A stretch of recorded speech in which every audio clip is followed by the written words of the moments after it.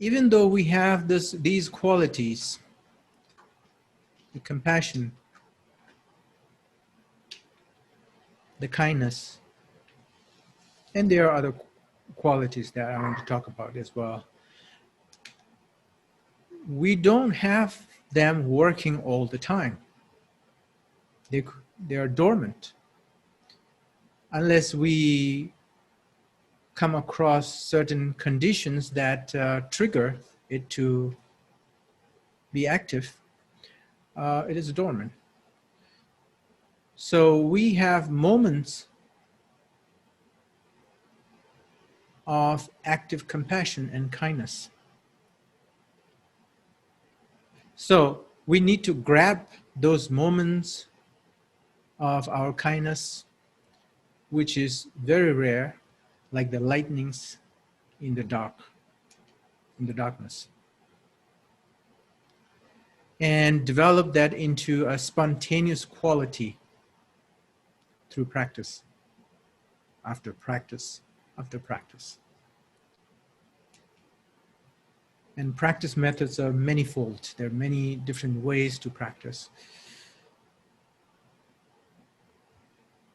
Recitations, for example, are also part of the practice because, not because you are reciting it, but because those words are compacted with teachings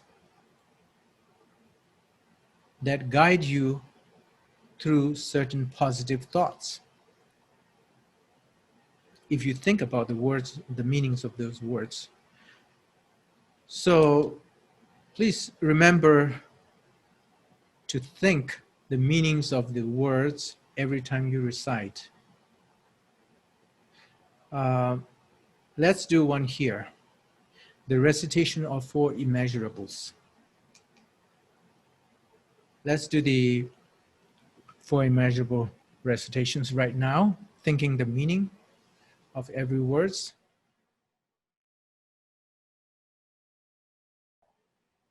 May all sentient beings enjoy happiness and the root of happiness. May they be free from suffering and the root of suffering. May they not be separated from the great happiness devoid of suffering. May they dwell in the great equanimity, free from passion, aggression, and prejudice. Thank you. See how much more meaningful it is when you think nothing but the meaning of the words. And sometimes traditionally you will, they will suggest you to recite 3 times some of the important parts. You need to recite not just 1 time, but 3 times. We're doing 1 time here, but you'll find places where they ask you to recite 3 times. That's because maybe during the first time, maybe we are not really connected with those meanings. We are lost, or we're trying to find the words. And second time, we kind of understood and kind of followed, but not totally, right? And then third time, you really get it. So that sometimes you can do more.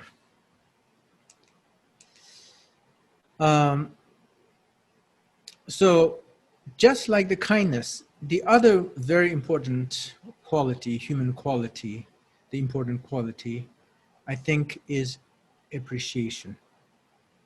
Especially from Buddhist point of view, I think is the appreciation. Knowing and being happy with the qualities that you have. Recognizing the qualities that you have. And if you look into yourself and look for the good qualities that you have, usually they are very strongly rooted in the very heart of your mind.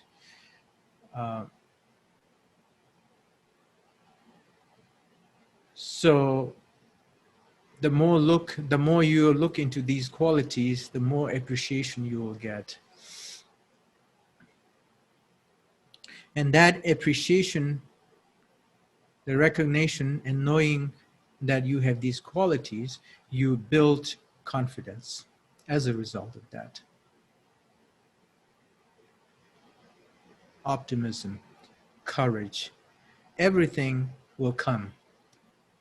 Everything, all these good qualities will fall together. So when you look things closely and without being biased, when you look at things, you start to learn how to be mindfulness. And this is also part of the quality, another quality. Mindfulness will solve so many problems.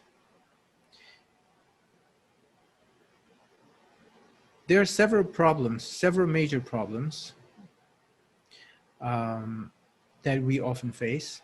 One of them is the problem that you keep yourself, right? Of course, negative things, if you keep within yourself, is really bad. It can,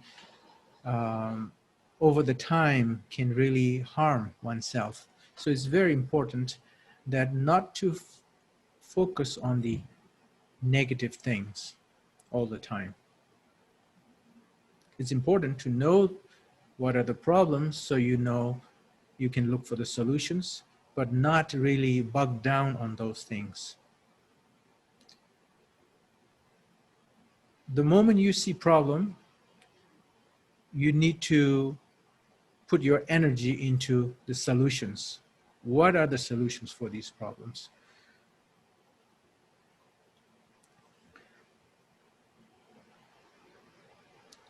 So that's a problem within oneself. Then the second one comes, and then you should not, I'm not saying that you should ignore it. You should really take care of it to lessen those problems and remove those problems. But then there's another problem that is in between people, oneself and others, with your family members, with your close friends, with your colleagues, right? And normally whoever is important with you, whoever, you know, people who care for you, they're the one that you probably will be communicating the most, and you have stronger feeling towards them.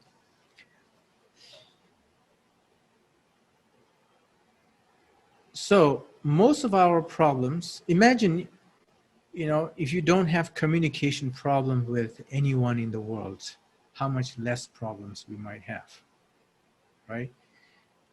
So communication is a big part and is the one that creates lots of negative karma. It's a big gate for creating negative karma or positive karma. But with the mindfulness, we can help a lot.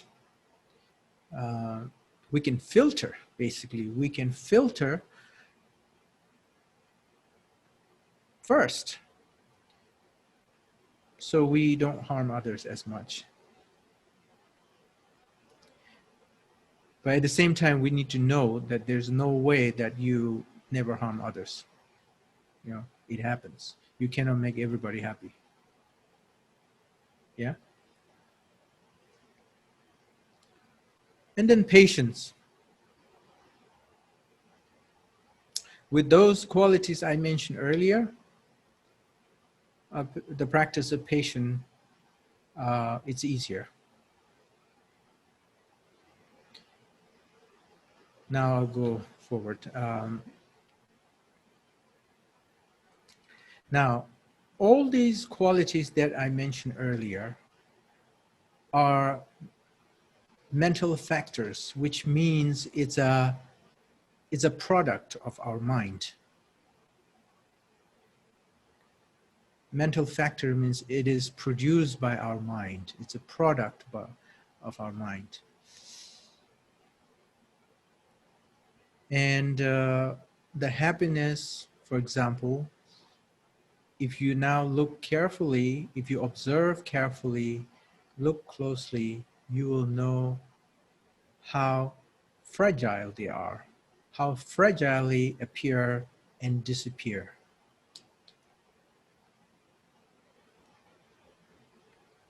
how they are completely directed by outer conditions.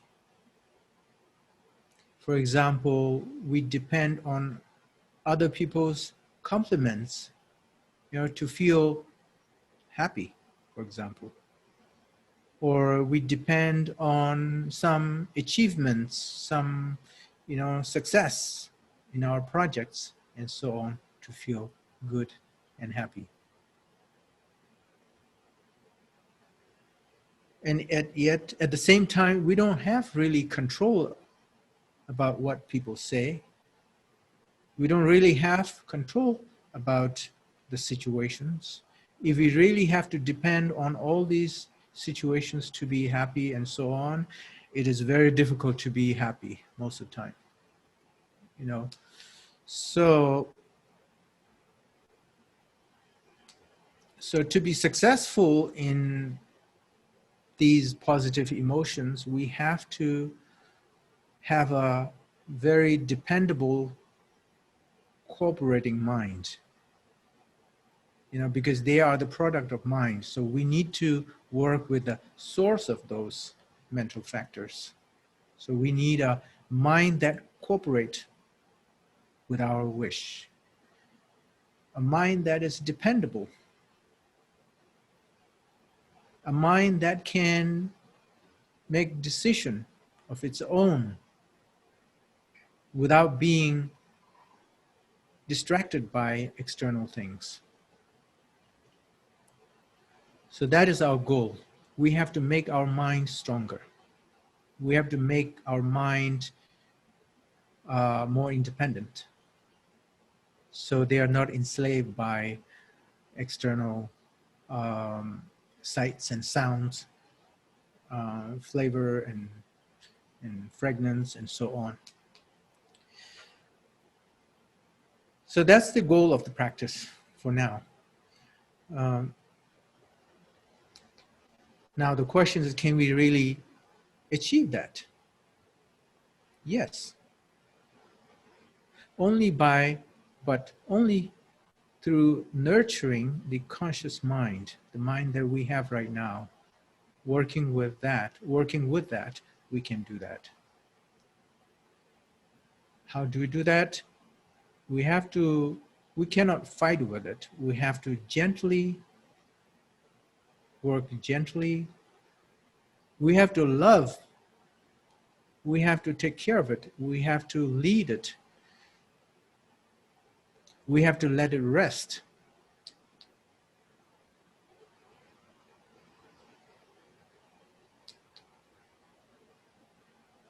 And sometimes we have to let it be free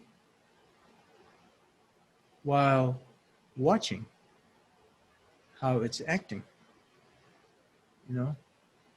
Like taking care of a child. You have many different phases, right? Mother take care of child at different phases. First, very closely, very tenderly, they hold the child, and over the time, slowly, they let it play, but you are very closely watching it.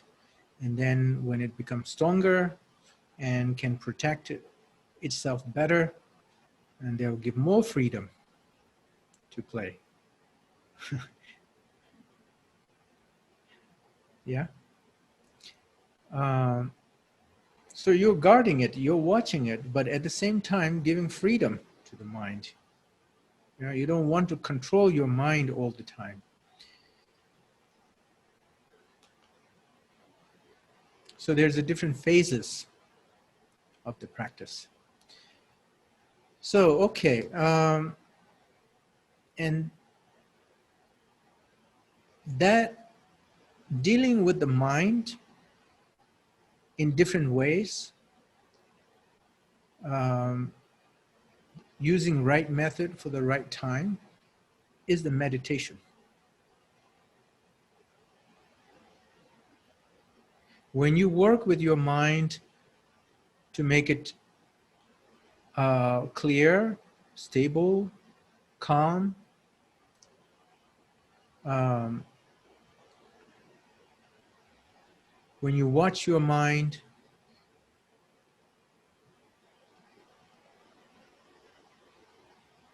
as it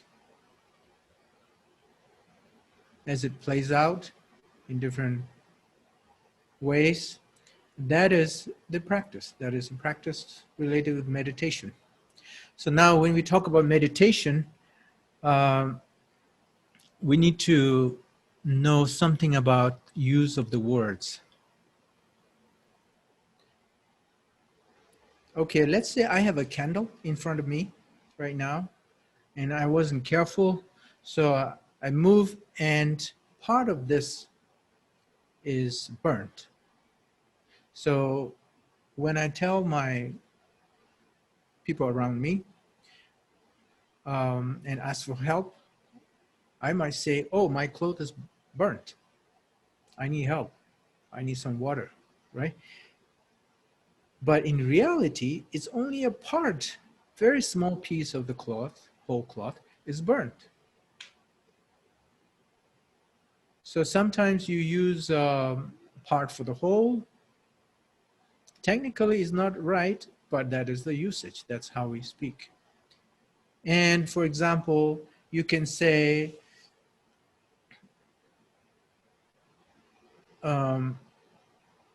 the king or the president arrived last year in this town. What you're saying is only one person. The king arrived or the president arrived, right? But king or president never come by oneself to visit a town. They come with other people, guards and lots of supporters and protectors and drivers and so on, secretaries. So here, even though everybody comes, lots of people come, you just call one name. In this case, even though only one is burned, one part is burned, you call the whole thing. So language is like that. The reason why I went through this detail is I think the word meditation is something like that.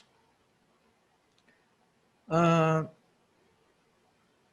not in the form of part and whole, but in the form of effort and effect, or cause and effect, right? You put effort and you get effect, the result. The real meditation is a state of mind, is a result. What we are doing, what we're meditating, we have meditation class, those are the efforts to get that real meditation. So they're actually not, technically they're not. Literally, they are not meditation. Figuratively, they are. Okay, so that's what I wanted to say. So therefore, the methods of meditations are something that will change over the time. And you should be able to get rid of some of them if your teacher asks you to, or maybe you will know you need, you have to go forward.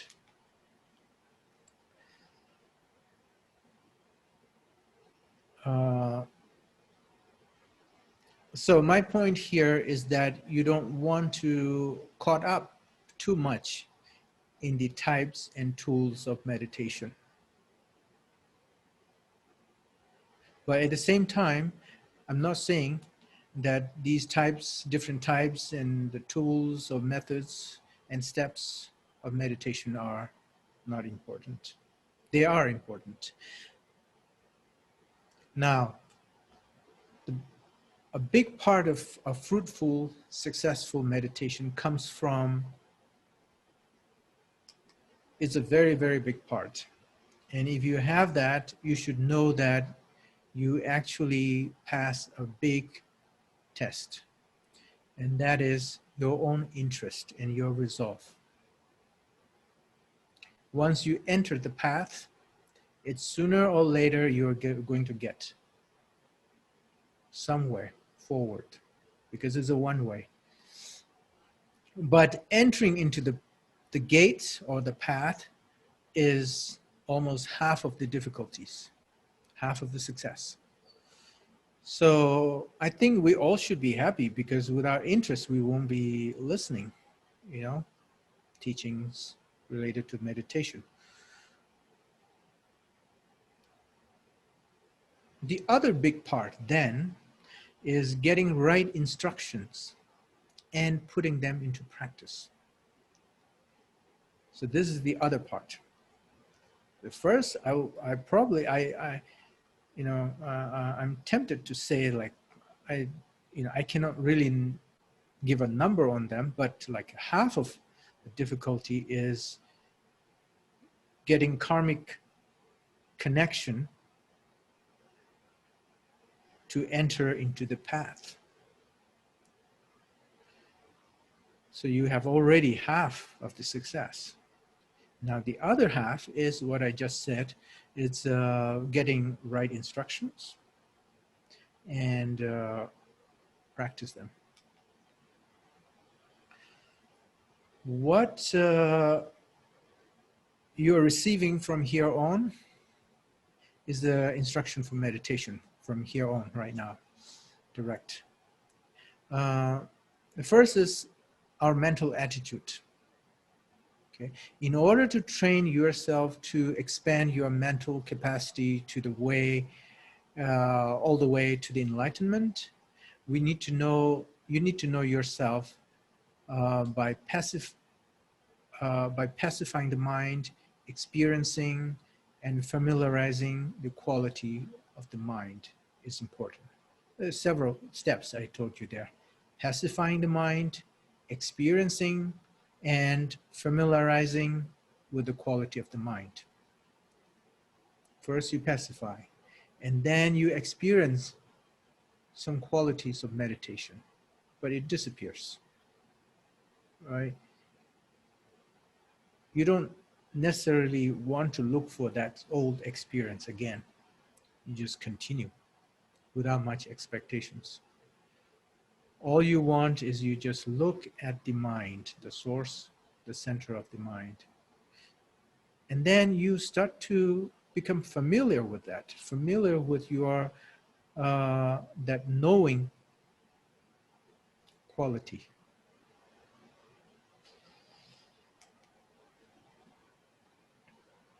That is instructions on doing meditation. All along, you got to let your compassion towards all the, you have to have compassion. That's so important. Without compassion, if you think that I got a technique, I got a tools, a method to, to work with my mind, so I'll be very smart, I can understand others' mind, I can have clairvoyance. You can think all those things, you might get some benefits, but not very useful. It can maybe even harm you with your power. So compassion is a must. And if you have compassion, if you develop simultaneously while you meditate compassion, then it's very, it could be very surprising to you that how your meditation progress. And if you don't have expectations of progress, you may have even more progress. You won't be able to tell, you cannot judge when you can have progress and when you cannot have progress. It's very random because we don't know when cause and effects are coming together. So when they come together, one of the big thing is compassion, then it takes place. So compassion towards all is important. Trust in teacher, we have to let it flow freely. We have to let it flow freely. I will talk more about this in the coming days because we have particular subject on that, teacher-students relationship. But here I'm saying that compassion towards all is so important, and trust in teacher is so important to let it flow. And we need to, as I said earlier, focus on the positives.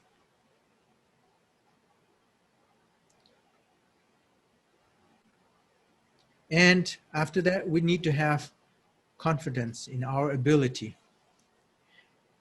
If we put together, if we put the conditions together, if we put effort, we'll be able to do it. So we have to trust in that.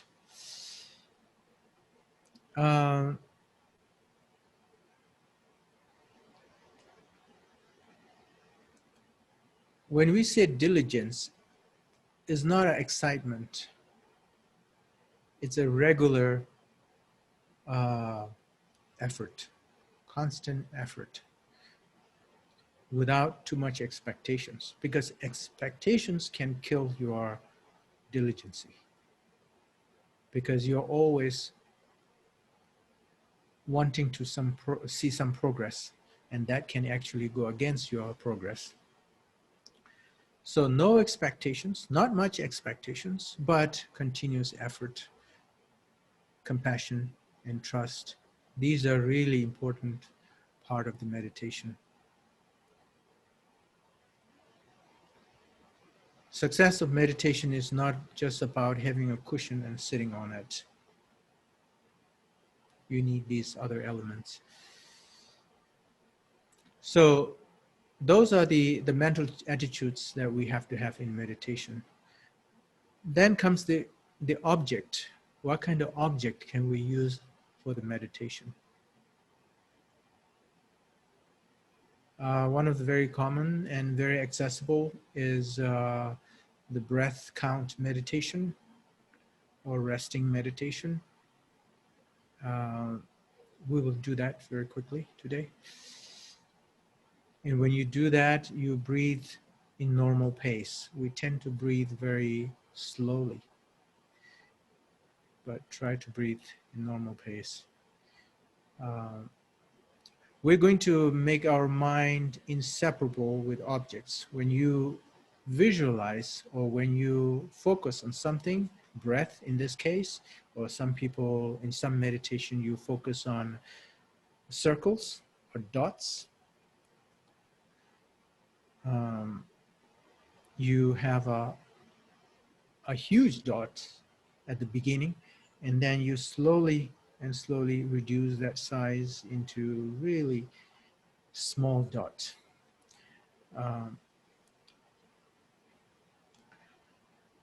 Just an example, right? So there are so many different kinds of objects of meditations.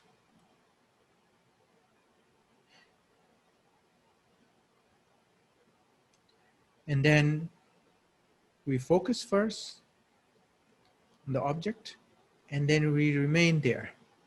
And when the mind is distracted by any objects of senses, then we bring them back again. So that's the practice.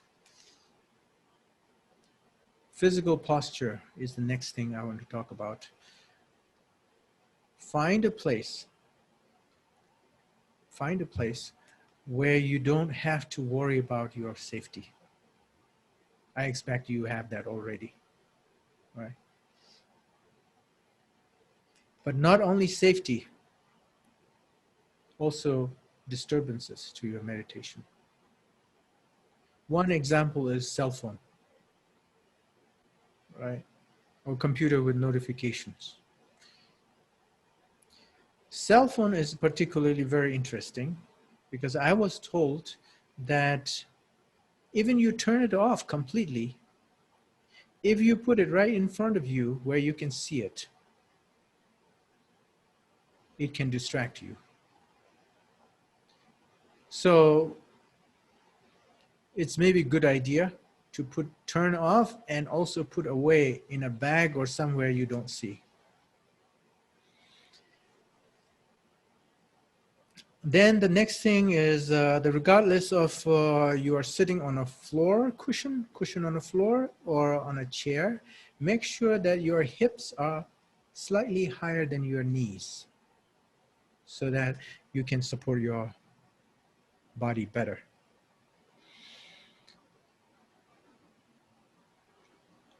And now this is about physical posture. Now with palms on your knees, okay, or in equipose posture, slightly touching your thumbs, the tip of thumbs to each other.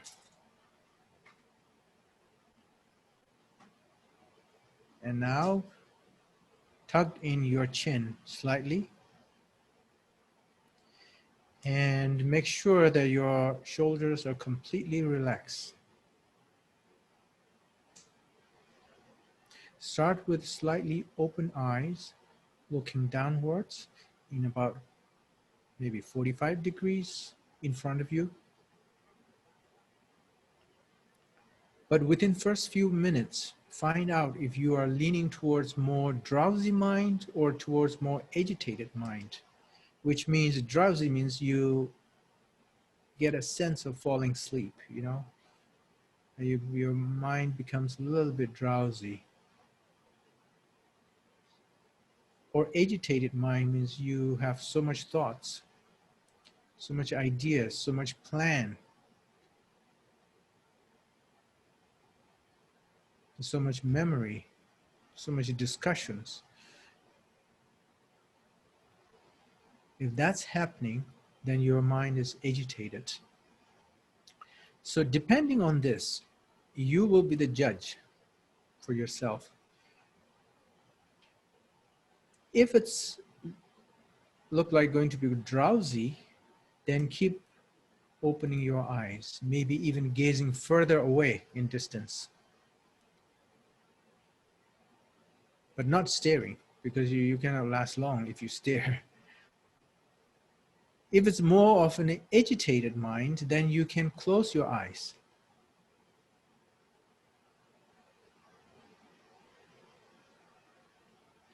Either way, you need to place your mind on the intended object of meditation. Mind is always on certain objects, you know, even when you're not meditating. But here we are assigning an object for the meditation. And we want mind to focus just on that object, not others. So you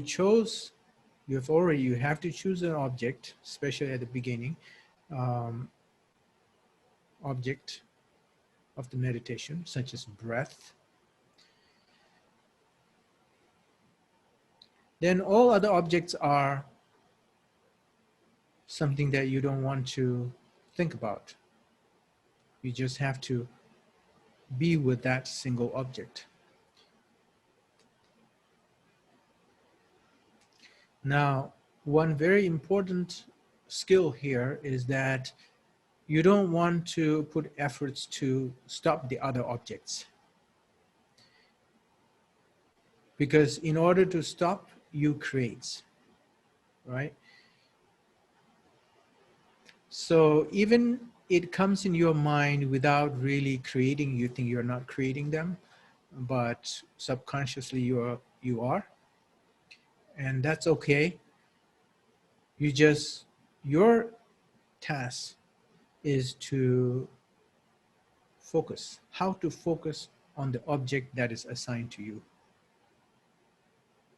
Our thinking mind cannot work many things at the same time without jumping one to another. So if you really can focus on one thing, you're not distracted. So you don't have to push away those negative objects. All you have to do is very honestly and very, just focus on one thing, that object. Then you will be able to get rid of the others. And if you are not, then you just come back. You just bring back your focus to the object again. So now let us recite the following verse.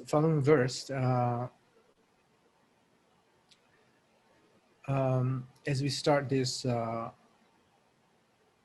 pacifying and abiding meditation, known as shamatha. The verse is an excerpt from a text called Mahamudra of True Meaning. And remember to think of the meaning as we recite them. And immediately after that, we will enter into breath counting meditation. And so at the beginning, you just hold a deep breath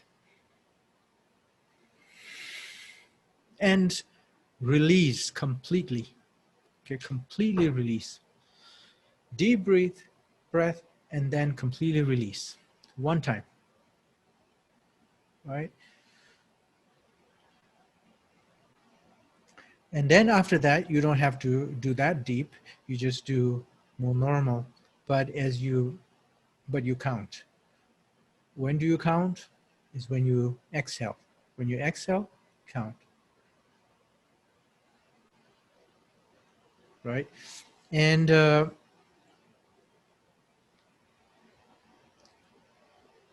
it is taught traditionally that we need to visualize, we need to think of a clear blue light coming out of our core of the body. And as you breathe out, you always breathe in and out from your mouth, from your nose. In and out. So the extent, if you can, but if you feel that, I think you can. The inhaling extremity of the light is your navel. The exhaling extremity of your breath, the extremity of the light is your hand, length of your hand. Your nose is in between. So you exhale, goes this far, pay special attention to the end of that light, and then goes in as you inhale and touch all the way down to the navel, and then exhale and inhale. So that's breath meditation. And at the same time, count. As you exhale, count.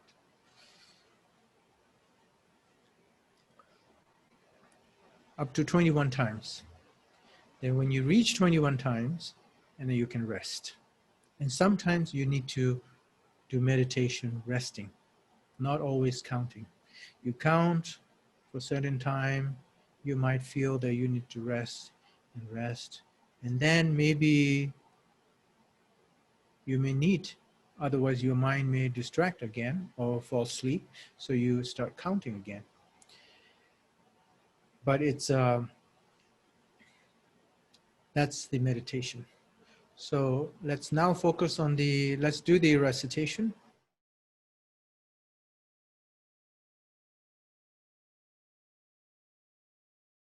The waves of gross and subtle thoughts having spontaneously subsided, the river of unwavering mind naturally abides, free from the stains of dullness, sluggishness, and conceptualization. May we be stable in the unmoving ocean of shamatha. Remember now the body posture. that we learned earlier.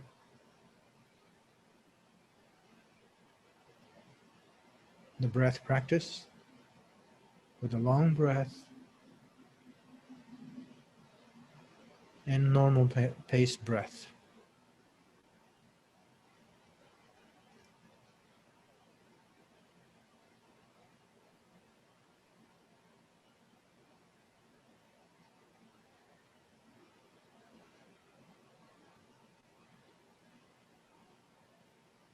The body posture, make sure you're doing it right.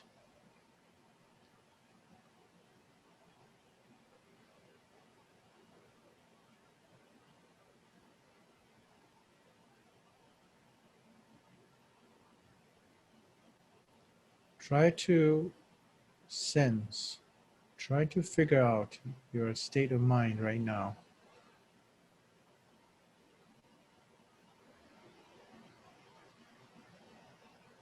What is the chance of falling asleep in the next few minutes? What is the chance of not being able to focus in the next few minutes as you do meditation? Based on that, you decide whether you want to open eye or close your eye.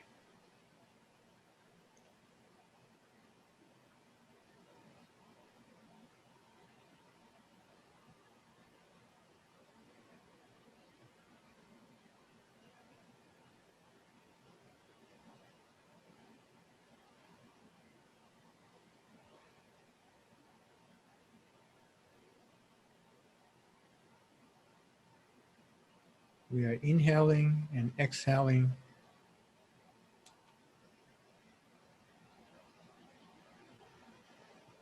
the normal pace.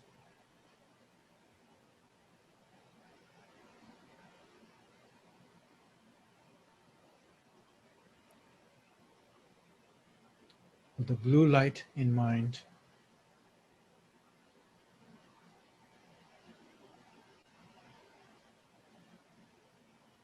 And counting 1 through 21.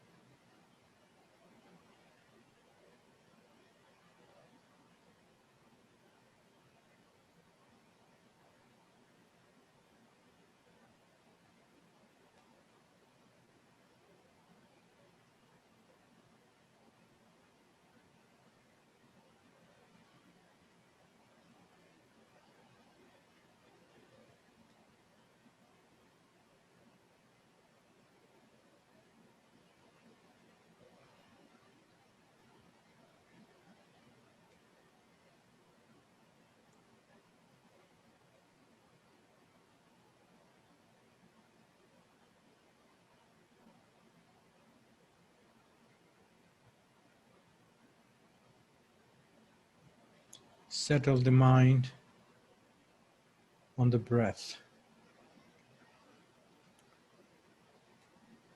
Awareness rests on the breath as it enters and leaves the body. When thoughts arise, simply settle awareness back on the breath.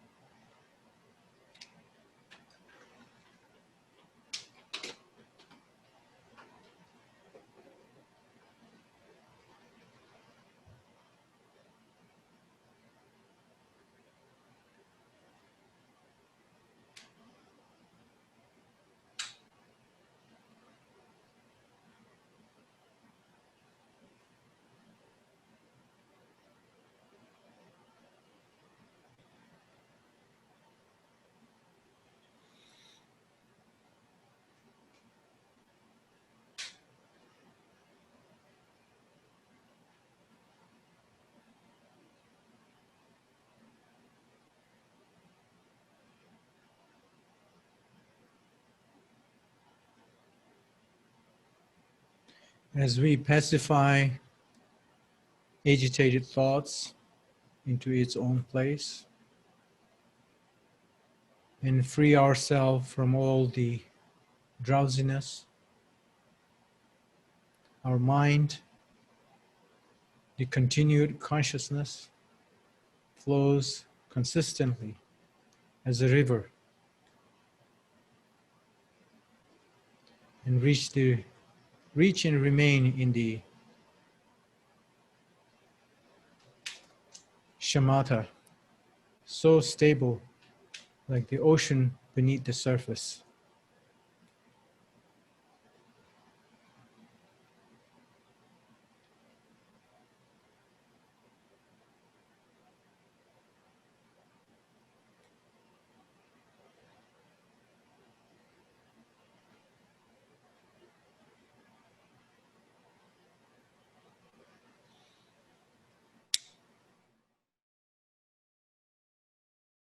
Okay, so thank you very much, everyone. Hope,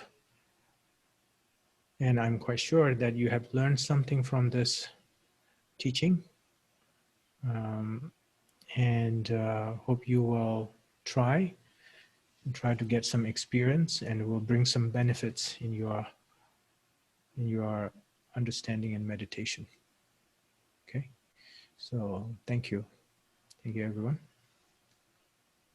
See you soon.